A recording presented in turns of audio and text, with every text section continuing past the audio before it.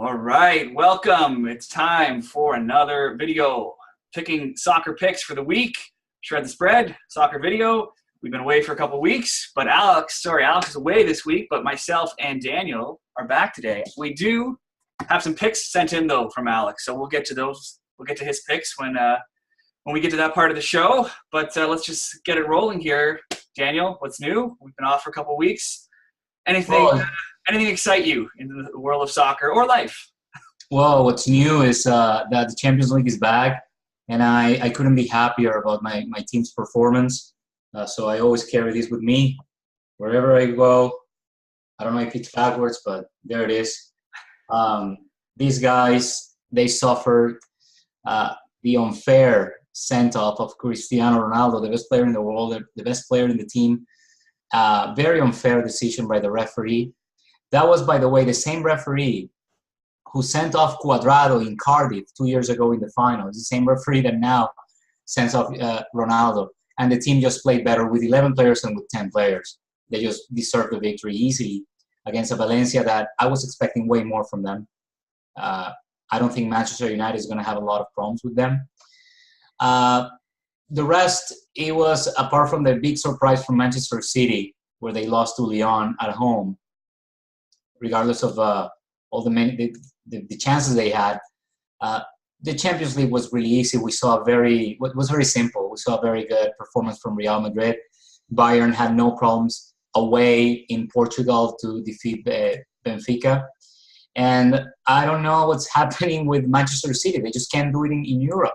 They had 70% possession, 22 shots, twice as many as Lyon, and they still couldn't make it. They lost against the French team. So that's my take on the Champions League. We can't really say too much right now because it's too early. We see very positive things from Juventus, from Real Madrid, and from Barcelona. It's probably the three teams that did the best performance in this new edition of the Champions League. It was definitely crazy. If you were brave enough, if you were a French fan and you were brave enough to put some money on Lyon, they were paying out 16-1 yesterday to beat Man City. I don't know too many people who would have done that. Luckily, I stayed away from that game in my own personal bets. Yeah, definitely a good day. It was exciting to watch on Tuesday and Wednesday. Just like the EPL, the question gets raised, where is VAR? Why is it not in Champions League? Because obviously Ronaldo's red card would have been reversed. And I mean, that's just craziness. I mean, that's a huge result to throw out one of the best players in the world, their best player, for nothing, literally nothing, not even a yellow card. I mean, I get you can't touch people on the head, but you just review it. How do all these other smaller leagues have VAR and Champions League, the biggest league in the world, doesn't have it? It's ridiculous. Alex has sent in not only his picks, but also a thought on agreeing that red card was ridiculous, were his sentiments. So there was some concern, though, that he'd be out for a few games, including the games with Man U. But, Daniel, you were just telling me before we recorded that you were reading that that might not be the case? Well, apparently Pavel Nedved, the current vice president of Juventus, was furious at the end of the first half, and he went straight to the referee asking for an explanation on why the best player in the world, for whom they spent 100 million euros, why did he get sent off so unfairly?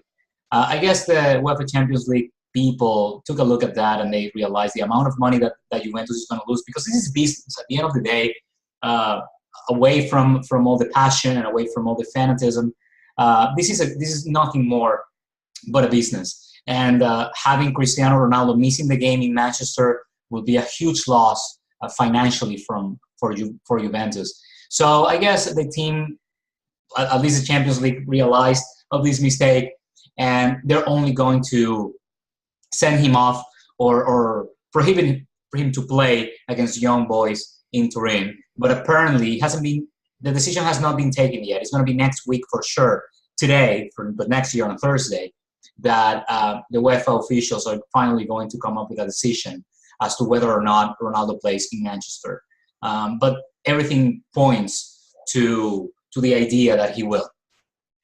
Well, that's crazy. I have money on them to win that group, so I'm hoping that that happens. It will create an interesting precedent. It'd be interesting to see how the other teams respond, given that from what I was listening to earlier today, that unless there was UEFA didn't have authority to overturn it. It's not something I was reading. So if they get this overturned, then it's it'll be interesting to see what other teams say. If they're showing favoritism to Ronaldo, but definitely will make the Champions League more exciting for not only Juve fans, but even neutral fans alike and bettors like ourselves. One other thing we want to touch on, I know me and you, Daniel, as well as Alex, we were all at the TFC game a couple weeks ago. It was against the new LA team, which was a high-scoring 6-goal affair. But TFC was involved in another high-scoring game last week against the other LA team, against Zlatan, in not only a 6-goal game, but an 8-goal game, going up 3-0, then being brought back into a draw at 3-3, and before finally getting 2 more goals.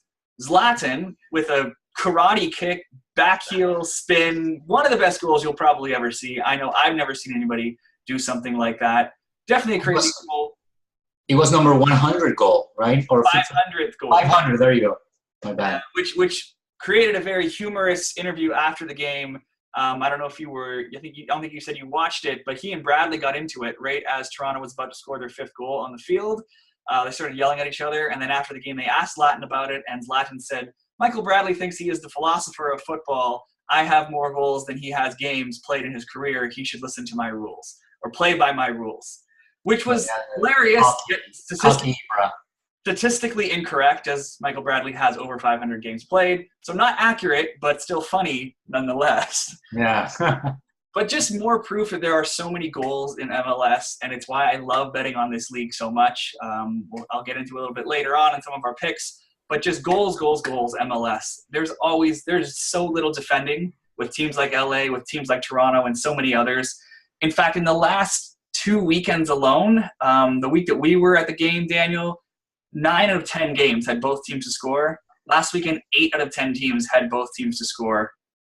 It's madness. It's almost it's hard. It's a league that the defenders but US and Canada, like North America, for these 20, 30 years of history or soccer tradition, because let's remember that here in North America, soccer is a young sport, right? It's not back in the 90s. No one even knew. They saw a ball and they didn't know what it was. They thought it was something else. So right now, US and Canada, they have more experience, but they've always focused on attack. I remember when I was a kid, and this has nothing to do with that. It's just a very small anecdote. I was a kid and I got sent by my family to Sarasota, Florida, for a soccer team. They had some tennis leagues, soccer leagues, baseball, and I chose soccer. And one thing that struck me is that I was 5 long weeks, 5 days, 4 weeks, 5 days each, 20 days, and they never focused in defense, never. So it's a league, it's a culture that they focus on attacking and they forget about marking the enemy. And a game 5-3, I guess Ibra is not used to that 8 goals in a game. Every time I go to Toronto FC, there's at least 5 goals involved, which is amazing. I'm not complaining, don't get me wrong. But when they start playing at a higher level with Mexican teams, with South American teams, they're definitely going to see the problem there. Well, they actually, and we saw that problem last night in the first ever Campeones Cup. Even though we were playing in Toronto, we lost to Tigres last night, 3-1. Not any team, eh? Talking about Tigres and talking about VAR, I want to point out about Copa Libertadores. That's again, for those who don't know what Copa Libertadores is, that's the Champions League version of South America. And they have an amazing teams. One of the best quarterfinals in terms of teams quality. And the VAR was used. It's been used in Copa Libertadores. And something very interesting happened yesterday when the referee, there was a Boca Juniors goalkeeper got kicked but headed on the face by mistake, by an accident. It was like 2 players just collided. And people got scared that the goalkeeper was just laying on the floor and they broke his mouth and everything at the end of the day. Thankfully, nothing happened. But the referee went to see the VAR to see if there was intention. And you can clearly see that, yes, it was a very violent collision, but it was not intentional. He didn't deserve the red card. He looked at the VAR at least 6 times. He watched the replay 6 times. He didn't know what to do. And at the end, he unfairly sent off that player. So I guess one of the reasons why VAR is still not being used in Champions League, and I agree with you, I think it should be applied, is that referees are still not really handy with it. They still don't know what to do with it. Some of them are very proud and they don't want to use it. So I guess that's the reason why. I personally agree with you. I think the VAR should be everywhere now after the huge success that it had in the World Cup in Russia.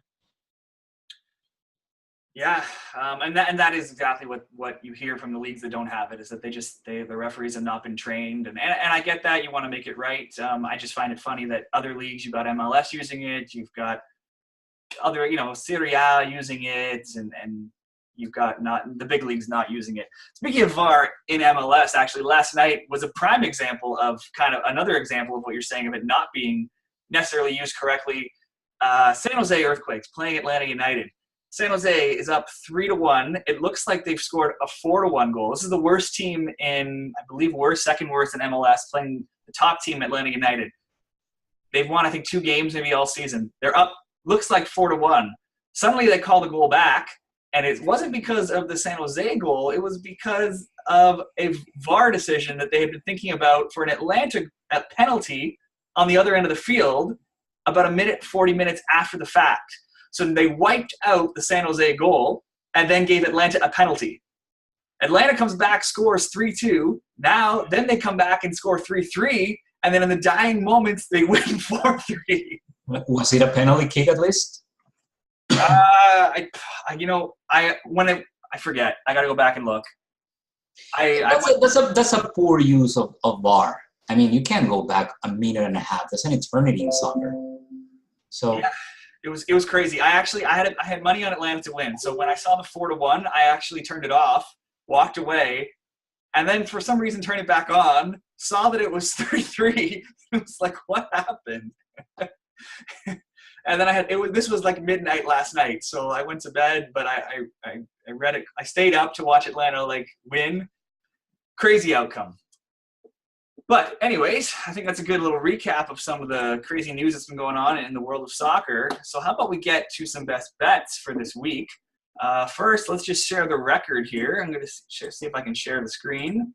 1 second. Boom, boom. So you can see that? Yeah? So hopefully all the viewers can probably see this too. So we see Alex, not the greatest accuracy. But he hit a 9-1 payout on one of his tickets 2 weeks ago when we did this, so that has brought him up there. Daniel, you've been steadily rolling along, about 50-50, but still a little bit to the good. I myself, I'm basically where I started when we started this, but just basically 1 loss below. Even though we didn't do a video last week, I did put out a blog post. I should really go to the blog post. I went 3-1. So maybe I should stick to writing articles and not recording videos because my bets have been better in the articles. But anyways, really no harm, no foul. I'm only down just slightly. So how about we match the amount of games, the amount of bets? How about we both? I can say 3 today, and you guys say enough, so you get to 15, and we're kind of comparing apples to apples. Well, you can also look at the accuracy. Accuracy is another way to look at it too, even though they're different amounts. But accuracy doesn't give you the top spot. It's units. Units gives, it's who's up the most money. But there's different ways to skin a cat. Whether you're picking one like Alex is winning, but it's all about winning money at the end of the day. Whether you pick one, whether you go 1 and 2 out of 9 like Alex, but you hit 1 home run and you're up, or you pick a lot of picks like you, or I make a lot of picks, but I pick a lot of favored things and group them together. Yeah. So, I might only have 7. Me and you actually have mine are 2 or 3 games per bet, per se. Yeah. Yeah. But anyways, let's get to it. What do you want to start with? I'm going to start with EPL. I'm really disappointed on Newcastle United. I really thought, first of all, that's my boys, my Venezuelan guy, Salomon Rondon's team. I was really expecting them to perform, but they're not keeping up. So for that reason, I am going to put money, or at least a bet, on Crystal Palace at home to defeat Newcastle. I'm also going to risk myself. I think Manchester United is going to suffer against Wolves, and Wolves is going to take a tie from Old Trafford, or from Sir Alex Ferguson Stadium, whatever you want to call it. And are you just going to tear through them all, or do we want to go back and forth? Between leagues or between? No, between the picks. No. What do you mean? Are you just going to say all of yours, and I'm going to do all mine, or do you want to go back and forth? I'm going to let me finish EPL, and then you can do EPL, and then we can. All right. Sounds good. I think Wolves is a team that has they won last week. They're in very good position in the league. They're 9th.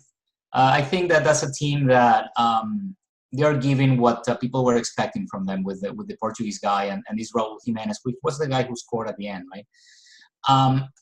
That's going to be my bet for Manchester United, and I'm confident that Wolves is going to take a tie. And the other tie that I'm going to bet on is going to be the first points lost by Chelsea. They're going to South London, if I'm not mistaken. That's where West Ham plays. And I think West Ham is going to pull a tie against Chelsea, leaving Liverpool as the only team at the top spot. Those are my 3 bets for EPL. That is a rivalry, West Ham Chelsea. So. Let's see. I think the Pellegrini's boys they're picking it up. They defeated Everton away last week with a very simple game. I mean, they had less possession, less passing, and less shots, but they were right on spot. They scored early with Yarmolenko. I think it's a team that they're waking up, and Pellegrini knows what to do. And Chelsea, they just come from a Europa League game. They're a little bit tired. I think West Ham has a chance of a tie. So I would suggest our viewers to play a little bit on a tie there, as well as Manchester United. Well, if any of the viewers are looking to make those ties, even if you hit one of them, you'd be doing pretty well. They're both paying over 3-1 value there. And Crystal Palace, just over even money, plus 115. So that's looking good too. So I'm going to look into my EPL bets here. I got 3 games I'm going to throw together, 3 different bets for they're going to pay. It's going to pay plus 216. I'm liking a draw or Bournemouth against Burnley. Burnley, they've just been dreadful this season, and I know we talked about this at the beginning of the year, but I know at least somebody picked them to go down, I believe. Maybe yourself, Daniel, I'm not sure, but they've been dreadful, not doing very well. I mean, they were really good at home last season, though. Bournemouth, they've just been really good. They're 3-1-1. They've scored 10 goals in these 5 games, so 2 a game. Their only loss so far is on the road to Chelsea. Now they're against the last-place team in Burnley. They're 0-1-4. They only have 3 goals for and 10 allowed. They won 2-1 over Burnley back in May, also on the road. And they just routed Leicester last week, or 4-2. And that's actually better than it should have been. It was 4-0 until the very end when Leicester got 2 goals. So Bournemouth seems to be flying. It's always dangerous to pick some road games. So I'm going to play a little safe draw or Bournemouth, but then I'm going to put it together. An easy one, just throwing in Man City just to bump it up a little bit. How can they lose to Cardiff? They've got to be angry about losing in Champions League. But then my other one that will really bring this up is I'm also involved with the Man U and Wolverhampton. I like both teams to score in that game. Even though Man U looks like they're kind of back with a win today or in Champions League this week, Wolves have scored at least once in 4 of the 5 games. They're undefeated in 3 games. They could have had way more against Burnley. They were all over them. I was watching that game. Granted, it's Burnley, but the offense seems to be picking up. Man U has also allowed a goal in 4 of 5 games, and they're actually only 2 goals for and 4 allowed at home in their 2 games. Wolverhampton will be a little bit fresher as well, considering Man U obviously played in Champions League this week. So I like those 3 together to pay just over 2-1 odds. And my other EPL play, I'm going to take Wilfried Zaha, anytime goal scorer, just under 2-1 odds, plus 187. The goal scorer odds, I always do a half unit. I'm not, you never know who's going to score, but he's got 3 in 4 games already. 3 of their 4 goals already. And I just find it really crazy that he's going to be the best player on the field and he's paying almost 2-to-1 odds to be a goal scorer in that game. So I like it. He's actually got the same odds as Benteke and Ayew at plus 187. While we're in EPL, how about, since Alex has sent me all of his picks and they are all EPL, I'll just run them down. He also, in that game, he likes Palace to win and Zaha to score. Man City to win and to score at least 3 goals. So he's expecting a rout over Cardiff. He likes Bournemouth to win and both teams to score in that game. And as well as a separate bet on Josh King to score from Bournemouth. And he's on his boys in United to win against Wolves. So he's going against you. You got the draw. I got both teams to score. He's got the win. At least one of us should be right. Yeah. And finally, his parting words were, "Man, you are back." We still have a couple of games to. Said it in a facetious tone. So I don't think he's fully sold in it. But well, yeah, let's see. I like Manchester United, but with all due respect, Juventus showed yesterday character. And that's why I'm so happy about it. And I like Manchester United too. I hope we enjoy a very good game at the Old Trafford. All right, so let's move past EPL. What else you got? What else is on your slate there? There's an interesting game in Serie A, and that's Sampdoria against Inter Milan at Marassi at Genova. Beautiful stadium. Icardi is going to score the X goal, the goal of the X. So he used to play for Sampdoria. He's going to score. That's on Saturday. But they're going to tie. So tie between Sampdoria and Inter Milan with Icardi scoring. All right. All together. Yeah. All for one. I bet that's gonna pay a killing. I'll look it up for you and we'll post it after. Also, what other games I'm looking at right now? Okay.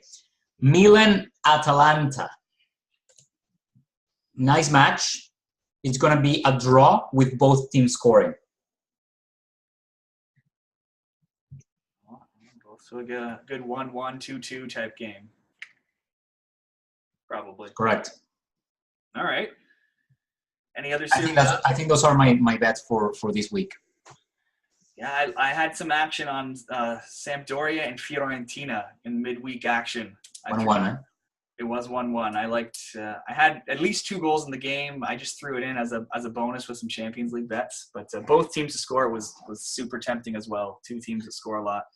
So I'm going to move into some MLS picks right now. I'm going to throw 2. Speaking of goals, I've tried to pick out 2. I haven't done all my MLS research for the week yet, but I see 2 games that have a chance of having some goals in them. I like the Montreal Impact and New York City FC, both teams to score, as well as Orlando City and Houston Dynamo, both teams to score at just over even money at plus 108. The Impact are hot right now. They've scored 7 goals in their last 2 games. They've scored, both teams to score, though, has hit in 6 of their last 7, while in New York's 3 of their last 4, both teams to score. New York City has been one of the strongest teams in the league all season. They're struggling right now, but you can never count them off the scoreboard with a player like David Villa in the lineup. He's usually good for a goal. Medina, Morales, they've got a lot of players who are capable of putting one in the net. So I like both teams to score with them. And then the second one there, it's tough. You've got 2 really awful teams, Orlando and Houston. Houston broke a 10-game winless streak last week, winning 4-1 at home. They're firmly out of the playoff hunt, and they're on the road. They're also playing in the U.S. Open Cup final this Wednesday, so they're probably going to rest a lot of players, which is the only thing that's concerning me in this game is that they've got to be resting players because they're in a final. They're in a championship. This season has been a complete waste, a wash for them in MLS, so they've got to be putting everything on this U.S. Open Cup final game. But they also just came out and smashed one of the top teams, Portland, 4-1. So even the guys who are coming in, whoever it is, have got to be motivated. They finally got a win. But now even if they rest some players, they're playing an equally awful team in Orlando. Orlando's won 1 of 19 games, and none of those games has come in the last 9. They just got spanked 4-0 to Chicago last weekend. There's actually only been one game all season where they have not allowed a goal. So that's incredible. I mean, so if you think that they're going to be at home, they're also way out of the Eastern playoff race, probably embarrassed after last week's 4-0 loss. You think they should be able to score, yet they've only kept one clean sheet all season. So I like both teams to score with those two games. You put those two games together, you've got plus 108. You've got the coach from Orlando questioning people's effort and energy levels. I got a quote here, but I'll just let you know that he's called the players out. So I'm expecting some goals in those games. I also like Sporting Kansas City, just a straight-up game, plus 125 on the road. They're going to be playing the other team that's in the U.S. Open Cup final, Philadelphia. So Philadelphia also just played yesterday. So midweek game, they played on the road in Seattle. They came through down a man and scored, I believe, injury time last night. So they were just across the country. They were playing in Seattle. Now they're going to come back and play a game this weekend and then have to play a championship game next Wednesday. They've got to be resting players. They have an 8-point cushion over the 7th-place team. They're 5th in the East. So they can afford to take their foot off the pedal, rest a few players this week. And I think Sporting Kansas City, who's the top team in the West, stands a great chance of winning this game on the road. They just won 5-1 on the road last week, and I like the plus 125 on Sporting Kansas City. Do you have anything else, Daniel? I've got one more game, one more bet, unless you have anything else. I have. I'm going to say that Josef Martinez is going to score with Atlanta. That's my boy. So I'm just going to put a little bit of heart there. Josef Martinez, the man of 30 goals. And the man, funny, right before we recorded this, let me read you a quick stat on Martinez because I just retweeted what I saw on Twitter as it comes up here. He's usually good for a goal. So, random MLS stats. Profile A, 30 goals in 2,462 minutes and 29 games. Profile B, 31 goals in 2,520 minutes, 28 games. Profile A, Josef Martinez. Profile B, the entire Colorado Rapids team. And that's courtesy of Yves Gallersepp. Yeah, Colorado, it's yeah. They've scored only 30. They've received 53 goals. Huh? They're horrendous. They're truly terrible. Yeah. So just quickly, my last bet. I was looking at. It's not going to pay too much, but about even money, minus 108. I like Hertha Berlin and Borussia Monchengladbach over 1.5 goals. Hertha and Borussia, they have lots of goals in their past games. In their past head-to-heads, there's been at least 2 goals in 10 out of 11. So this is 2 or more goals in 10 of their 11 matches. So just to pick 2 looks like a pretty good bet. In Hertha's games this season, they had 1 goal in their total game and then 2 and then 4. Mönchengladbach's games, they've had 2, 2, and 3. So I want to go at least 2 goals between those 2 teams. And then Lyon and Marseille in Ligue 1, both teams to score. The last game between those teams last year was 3-2. They're both off midweek action this week. Lyon obviously won. Marseille did drop a game in Europa League today to Eintracht Frankfurt. But I think these are 2 kind of free-flowing teams in Ligue 1, 2 of the better teams in that division. So I like both teams to score in that game, and I'll put those together. Yeah, I'm disappointed. On Schalke 04, great team, one of the historical teams of Germany, and Bayer Leverkusen. Bayer Leverkusen has a player that I like a lot. He used to play in River Plate in Copa Libertadores, and he's a great player, and he hasn't been able to prove himself in Europe or in Bayer Leverkusen. I don't know if he's going to be able to play on Sunday against Mainz. But if he would, I think he's going to start scoring soon. But I'm not going to put a bet yet. I'm not going to lie to our audience. Well, we don't want to lead anyone down the wrong path. No, but there's nothing wrong with giving some leans and a little bit of thoughts. And sometimes the best kind of advice you can get is just advice and just information that you haven't heard about. Versus, that's the best we can do sometimes. Just throw some stats out there, and if it makes sense, hopefully people follow. Anything else on your mind, Daniel? We didn't quite hit your 20-minute goal. We're at 28 minutes, so. That's fine. We're good. Let's call it a day. Are you good? We're good. It's been good. How about you? All right. Good chat with you, Daniel. Hopefully everybody can make some money this week, and we'll see you guys next time. See you guys.